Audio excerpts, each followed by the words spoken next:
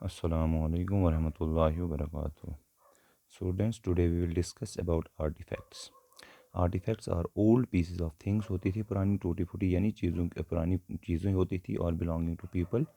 They include pottery, jewellery, toys, seals, pieces of cloths and other remains which the people use during the course of their life. ज़िंदगी में जब वो इस्तेमाल जो करते थे. These again tell us a lot about the social culture और economic life के बारे में बताते थे लोगों के, पीपल के. A vast hoard of artefacts including jewellery, seal, pottery, terracotta, toys, bronze images was unearthed. Indus valley civilisation में हमें ये सारे मिलते हैं. उसके बाद दिस डिस्कवरी हेल्प आर्कियोलॉजिस्ट जो हैं and historians to conclude that there existed a well developed urban civilization which we know Indus valley civilization, जिसको इंडस वैली सिविलाइजेशन कहते हैं. दूसरा सोर्स हमारे पास था literary source. Literary source comprise all types of text होती थी यानी लिखा हुआ या ऑन वेरियस मटेरियल्स पे. और एंसेस्टर्स रोट ऑन बर्च और बार पाम लीव्स पे लिखते थे, या जिसको बोझ पत्थर कहा जाता था. At time text was written on sheep leather, जो होता था शीप का जो होता है ना स्किन होती थी, तो वुडन टैबलेट्स पे लिखा जाता था. Literary sources inform us about the political, social and economic, religious and cultural life of ancestor. उसके लिटरेरी सोर्सेज हमें बताते हैं कि हम पहले जो है लोग किस मज़हब में रहते थे, कैसे रहते थे, उनकी समाज कैसा था, इकॉनमी कैसी थी, पॉलिटिकल कंडीशंस कैसी थी.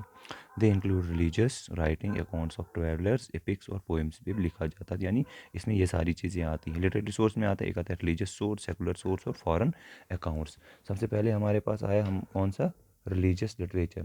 Most of the ancient of the manuscripts are religious in nature. बहुत सारी ऐसी जो मैन्यूस्क्रिप्ट्स हैं, लिखी हुई चीज़ें, पुस्तक जो है वो क्या है, वो रिलीजियस नेचर में है.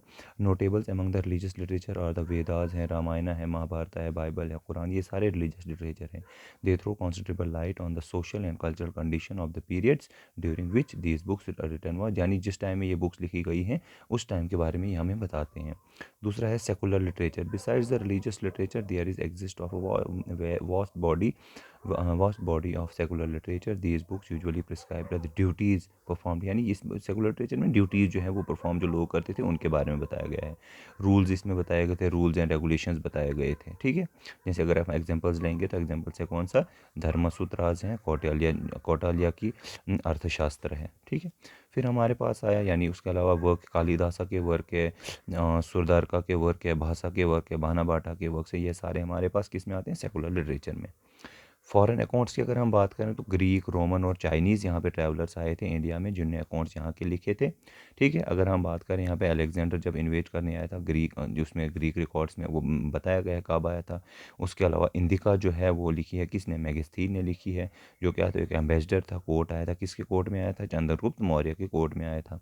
और उसमें वैल्यूबल इंफॉर्मेशन लिखी है किसकी, मौर्यन एडमिनिस्ट्रेशन की, उसकी क्लासेस के बारे में, इकोनॉमिक एक्टिविटीज़ के बारे में, उसके दौर के बारे में.